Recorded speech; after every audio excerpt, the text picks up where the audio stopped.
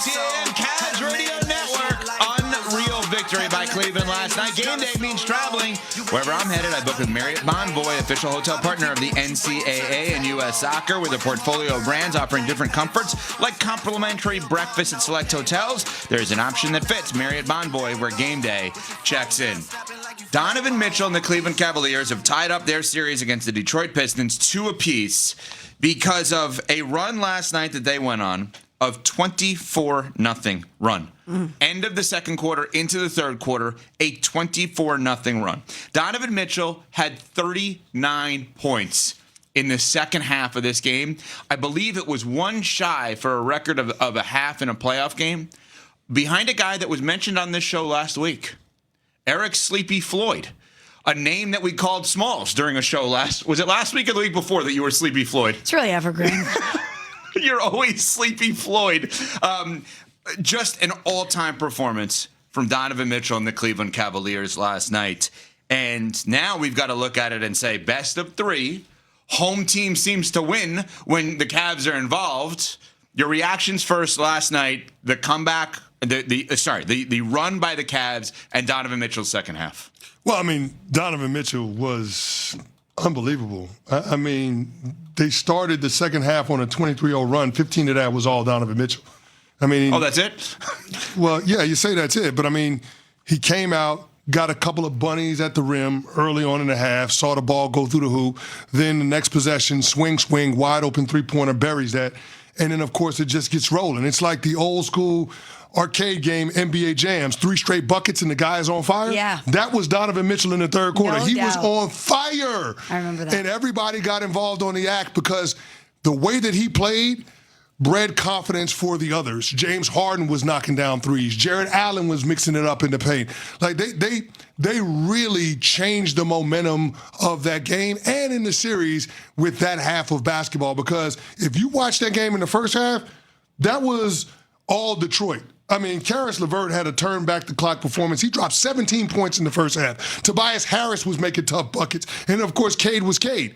I mean, all 3 of them had a dozen or more points. The Detroit Pistons in the first half shot 55% from the field and 50% from 3. And they scored 56 points. Now, given the way that they play defense, if you get that kind of offensive output in 2 halves, the Detroit Pistons on most nights against anybody are going to be hard to beat. But not last night. Last night was the Donovan Mitchell game. If the Cavs punch their ticket to the conference finals, this will be the moment that we all look back on and said, this is where the worm turned. This is the Donovan Mitchell game. To me, this is the signature performance of anybody so far this postseason. Of anybody? Yeah. Yeah. I'm trying to think if there's another one throughout. There have been some good ones. I mean, Wemby had a great performance. Yes. I mean, 39, 15, and 5 blocks. That's pretty damn good. Ant-Man the other night balled out. Like, there have been some outstanding performances. But to me, the way that Donovan Mitchell did it, right? Struggling the entirety of the first half. He knocked down a corner 3 late in the first half. Okay, cool, big whoop. But then came out, led a 23-0 run, which was the biggest run that we've seen in the postseason so far. And then went on to score 39 points in that half. The way that he did it is what makes it so impressive to me. So like I said, the most impressive postseason performance of any player so far is what we saw from Donovan Mitchell in the second half in Cleveland last night. Yeah, you're not going to get a lot of pushback from me because the first thing I thought about is Ayo Dosunmu getting 43 off the bench. That's the first thing that I thought of when it comes to performances.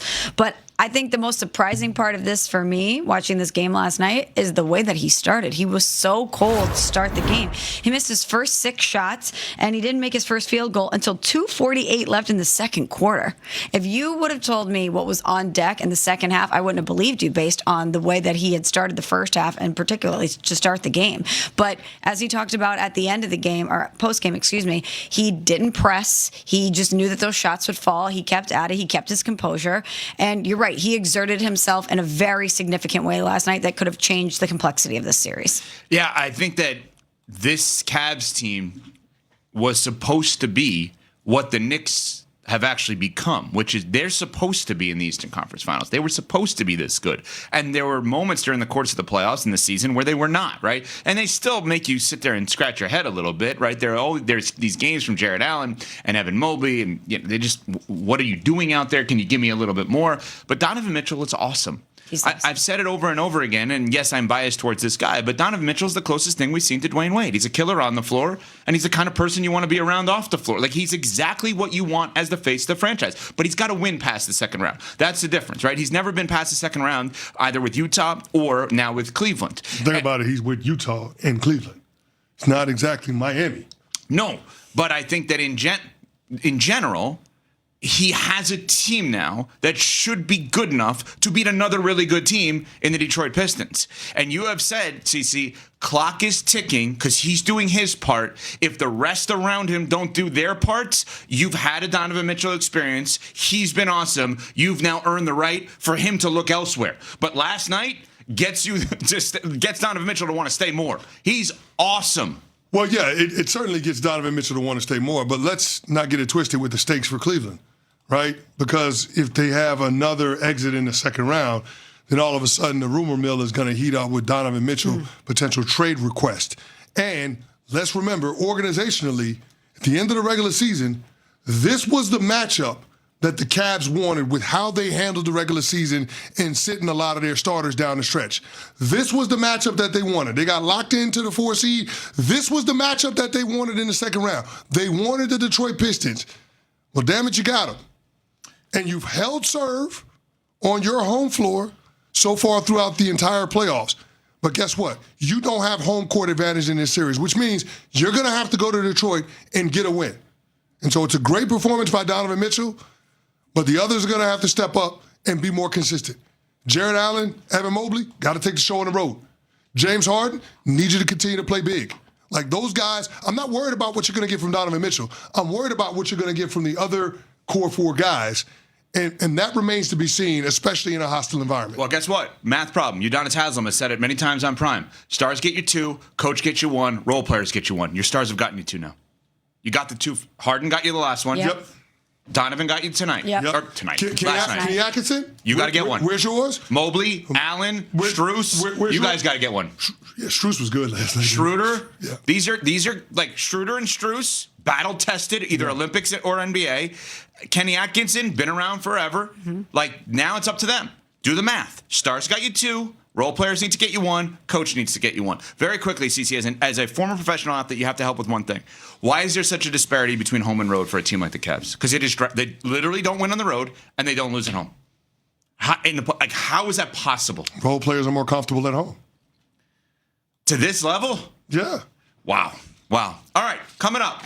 One team is open for business. We'll discuss next. We're on Sportsmanlike, presented by Progressive Insurance. All the dunks. Cunningham to the basket, and he dunks it with the left hand. The dimes. Doncic lofts it for James.